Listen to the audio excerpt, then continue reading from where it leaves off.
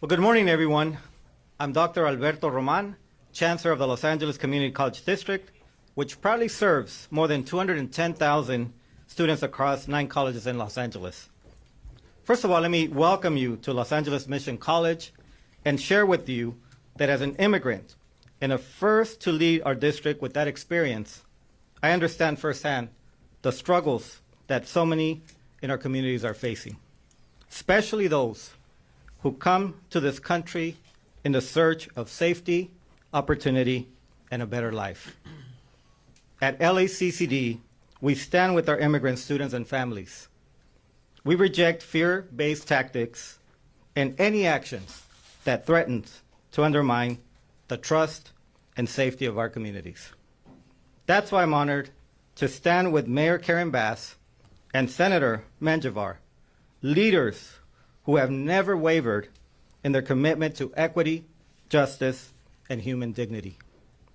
They have raised their voice against unjustified deployment of troops in our neighborhoods, and they continue to fight for all Angelenos, including those who are too often left without a voice.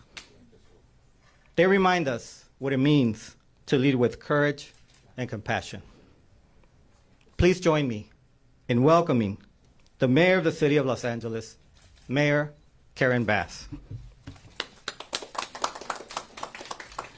Thank you very much. And also we want to congratulate our new Chancellor of the Community College District. Good morning, everyone. I think that this is such an important morning because I often say to people in Los Angeles, we're not a city that interacts with the military on a daily basis like a lot of cities around the country. And I think it is just so critically important that we understand what it means when we have men and women who do not have a choice when they are deployed where they go to, what it means to have them deployed in this manner. And it's such an honor that I stand before you today with incredible men and women who have devoted their lives to fighting on behalf of our country and who all feel appalled at the misuse of our troops right now, the militarization that has taken place of the National Guard, the inappropriate deployment of the Marines to our city streets, neither of whom are trained and ready to do urban, whether you are doing crowd control or dealing with conflicts on a domestic basis. That is not what our Marines do. They are not authorized to make arrests. They are not doing the work of our local and state law enforcement. They're not trained to do that, and they were never needed to do that. There were recent articles that talked about hundreds of soldiers who were basically looking at video games and doing nothing, again, because they were not needed. I am glad that 2,000 of the National Guard were sent back home, but I think that we need to be sensitive to the fact that these men and women, especially in the National Guard, are part-time. They had to leave their families, they had to leave their employment, they had to leave their education. That's not what they signed up for. We need the National Guard to assist us and prepare for fire season, not for an inappropriate deployment where they are just guarding a building that is not under attack. But the administration, we know, has retreated on some of the forces. But we need all of the troops to return home and to not be here, to not be used as political stunts, to not be used to intimidate Angelenos, to not be used as pawns. But we want to end this deployment now, and that's what we're here to say and share with you. But in the speakers that come next have real stories that illustrate why this is so inappropriate and the consequences of it. Now let me talk about what we should be doing in reference to our troops. When they end their deployments, when they end their service, you know that we have hundreds, if not thousands, of veterans who are homeless on our streets. We had 3,000 unused housing vouchers because the policy nationally had been up until recently that if you were a veteran and you took veterans benefits like your disability benefits, we counted it as your income, and then we said you made too much money, and we would rather keep a voucher doing absolutely nothing, not housing somebody. It took a year. We changed that policy. So now we can end veteran homelessness. And down from 3,000, we now are down to about 1,400 vouchers. So we are housing veterans. That's what we need to do. We need to take care of the troops so they don't have to rely on public assistance while they are serving, especially military families. And once they leave the service, we need to honor that service and not accept any veteran ever to be sleeping on our streets. So with that, let me introduce someone who I'm particularly proud to call a colleague in public service, and that is our state senator, Carol Menjivar, who is a proud veteran. Senator. Thank you, Madam Mayor. Good morning. My name is Senator Caroline Menjivar, and welcome to the great Senate District, Senate District 20, the heart of the San Fernando Valley, a wonderful community college, and I want to thank the Chancellor for opening their doors. Ladies and gentlemen, this past Friday, 15 years after having graduated myself from Marine Corps boot camp in Parris Island, I attended the graduation of 305 new Marines. Marines that were just recently made, just like those that came before, for the past 250 years of the Marine Corps, to win our nation's battles. Men and women who continue to join the smallest branch to be part of a legacy of courage, valor, and victory on the battlefield. A legacy that includes campaigns of the Battle of Iwo Jima, for its fierce fighting, the Battle of Chosin Reservoir in Korea for its resilience even while Marines were outnumbered, and the Battle of Bella Wood, where we earned the nickname Devil Dog, a name we proudly carry today. Now, that legacy shares a space with what? The Battle of LA against people of color? This is why it was so personal and infuriating to me to see 700 of my brothers and sisters in the Corps deployed to my backyard. Because we did not sign up to intimidate and potentially take military action against Americans on American soil who are exercising their constitutional right to protest. But they send young women and men into the same communities they were from, impacting the overall unit morale. Because we know from the many calls that came into the GI rights hotline, some service members did not want to support this action or play any role in ICE in deporting people because they consider immigrants part of their community or they themselves had immigrants within their own families. Others said that they did not want to point guns at citizens, and some even worried that this was getting us close to martial law. That fear came to reality when Marines made their first detainment in LA. And you know who they first detained? A veteran. Yeah. A veteran that was running to make his VA appointment at the federal building. Or when the guardsmen were forced to stand alongside ICE when they detained another veteran during the recent raids in Camarillo. Like me, and so many first-generation Americans, we joined a military to fight and defend a country that our families were not born in, that our families had no roots in, to fight for a country that doesn't always fight for us.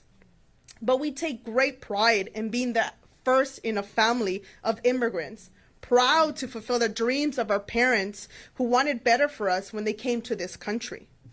But that pride can rip when a country turns its back on you.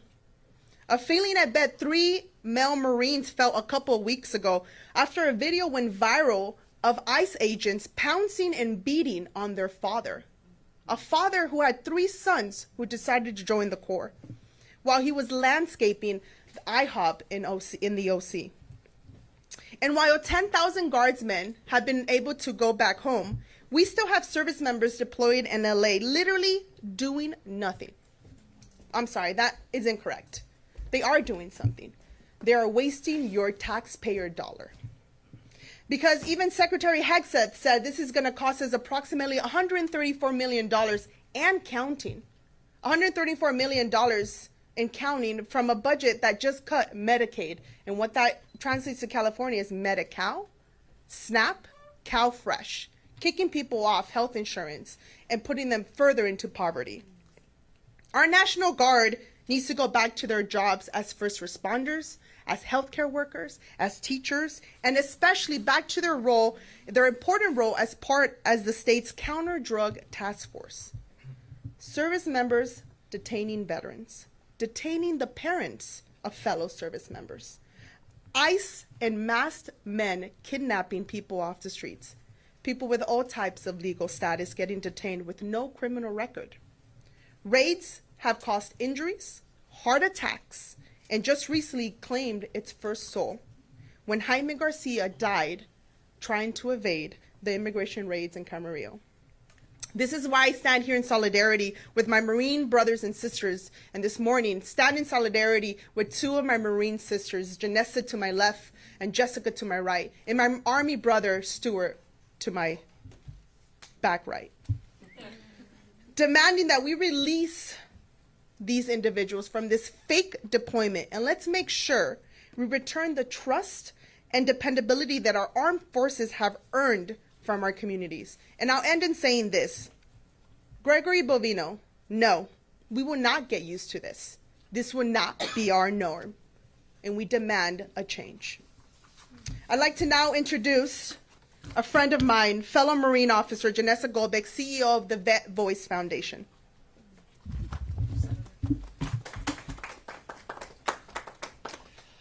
Thank you, Senator. Thank you, Mayor.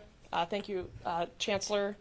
Good morning. My name is Janessa Goldbeck. I served as a combat engineer officer in the United States Marine Corps, and today I lead Vet Voice Foundation, a national nonprofit organization that elevates the voices of veterans and military families to have a say in our democracy.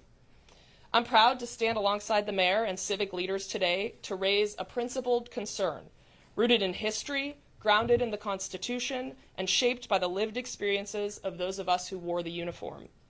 The deployment of active duty Marines and National Guard troops to Los Angeles in support of domestic immigration enforcement is not a routine operation. It is a break with long-standing norms and a decision that should concern every American, regardless of political affiliation. Let's be clear, this is not a natural disaster. This is not a riot. This is not an emergency requiring rescue teams or engineering battalions. This is a civilian law enforcement mission, one that should remain squarely in the hands of civilian authorities. For nearly 150 years, the Posse Comitatus Act has served as a safeguard against the use of federal military forces in domestic policing. It reflects one of the core principles of our democracy, that the military does not enforce the law against the American people. Why? Because the job of the American military is to fight and win wars, not police American neighborhoods. When we blur that line, we don't just risk overreach, we risk something deeper, the erosion of public trust in both our armed forces and in our democratic institutions. We also risk doing harm to the very people who serve the young Marines and Guardsmen being deployed who didn't sign up to be pulled into political stunts. They joined to defend the nation, to respond to natural disasters, to serve with integrity. Putting them in the middle of a contentious domestic enforcement operation is unfair to them and counterproductive for the country. And let's also acknowledge the human reality of what this mission entails. Many of the individuals swept up in these operations are not violent criminals. They are parents, workers, veterans, people who have lived in our communities for years. Some have worn the uniform themselves. Others are the spouses and children of those who have. And to treat every immigrant as a threat, to call in the military as if we're facing an invasion, ignores both our shared humanity and the complexity of the immigration system itself. It reduces people to targets instead of neighbors. We should be working towards policies that are smart, humane, and enforceable, not doubling down on fear. And as a matter of fiscal responsibility, the public deserves answers. How much is this deployment costing? Who's paying for it?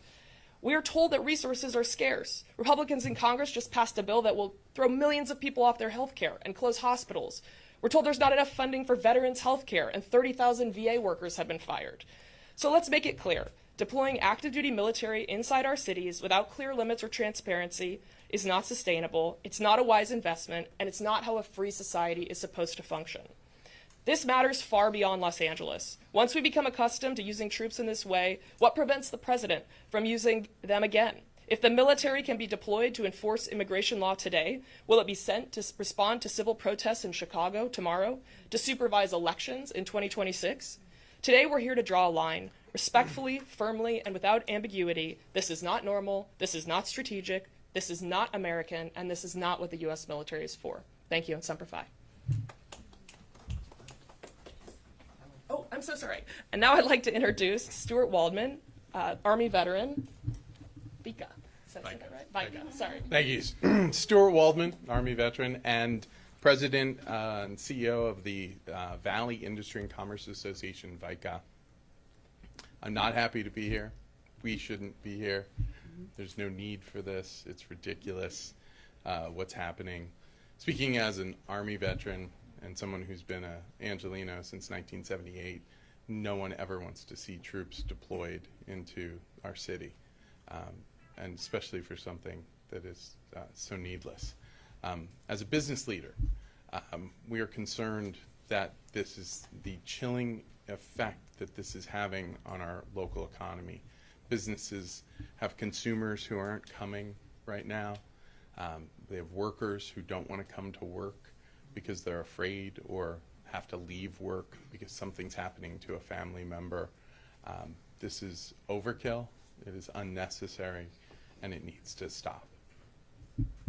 And now I'm going to introduce Brandy Jones, Co-Executive Director and Organizing Director of Secure Families Initiative.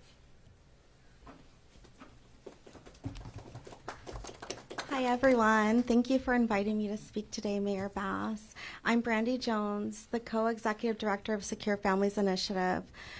I am also the granddaughter of a Black American Revolutionary War veteran. I'm also the granddaughter of a Black Medal of Honor recipient, and I am the spouse of an active duty service member. And I'm here to share with you what these experiences have taught me. What we are seeing on our streets today in Los Angeles is not what our military signed up for. It is not what our military is trained for. Marines are trained for combat, Marines are trained for war, and Marines are trained to protect and defend the Constitution. When our families see this deployment on our streets against our own community members, there is a cost for our families, and that cost is generational. When our families see our military members used as political props in front of government buildings for optics, that is not the service our families agreed to. We are here to say that in our community, we are hurting as well. There is a military spouse reaching out to me whose family who is serving is deployed currently in Los Angeles, and she just had a stroke. And the military, we do not have family medical leave policies. So that spouse is left alone, silenced, and without any help. We agree for these deployments to happen when they're in protection of our democracy, when they are in protection of our Constitution, but not as policy and political props. So we want you to know, as military families who serve, we want you to exercise your constitutional rights. When we see you exercising those rights that our loved one defends and protects, it makes us proud. It makes sure our service is not in vain. We are your military. When you see us used in ways that you do not agree with, that you think is unsafe or unconstitutional, please join the Spouses at Secure Families Initiative that I proudly represent, and myself, in contacting your Congress member and reaching out to your senator, speaking your voice to your elected officials, and exercising all of the rights that we protect and sacrifice for every day. We are here in solidarity, and we would like to see this stop now. Thank you so much. I'm going to also acknowledge my colleague, Shalina Critchlow, our regional organizer at Secure Families Initiative. Good morning, everyone. My name is Shalina Critchlow. I'm a descendant of the Luiseño Rincon Band of Indians and Santa Isabel Ipe Nation. I'm a regional organizer for Secure Families Initiative, and more personally, I stand before you as a military parent. Just last year, I watched my son deploy to the Red Sea. When the conflict in Gaza and Israel escalated, I felt a kind of helplessness that no parent should ever have to feel. A fear that grips your heart and doesn't let go. last month when I was in Los Angeles to do what every American has a right and duty to do, to speak out, to stand up, and to advocate for peace. But what I saw broke my heart. I saw our own sons and daughters in uniform, the same young people we raise, support, and pray for being used to face down their fellow citizens. That's not why they put on the uniform. That is not what our military families or our service members signed up for. Our military is supposed to serve all of us. They're the protectors of democracy, not pawns in a political game. Let me be clear. The men and women in uniform are not props. They are not tools of division. They are our sons and daughters, our brothers and sisters, and they deserve respect, care, and leadership worthy of their sacrifice. So today, I stand as a first American demanding better for our troops, for our military families, and for our future. Thank you.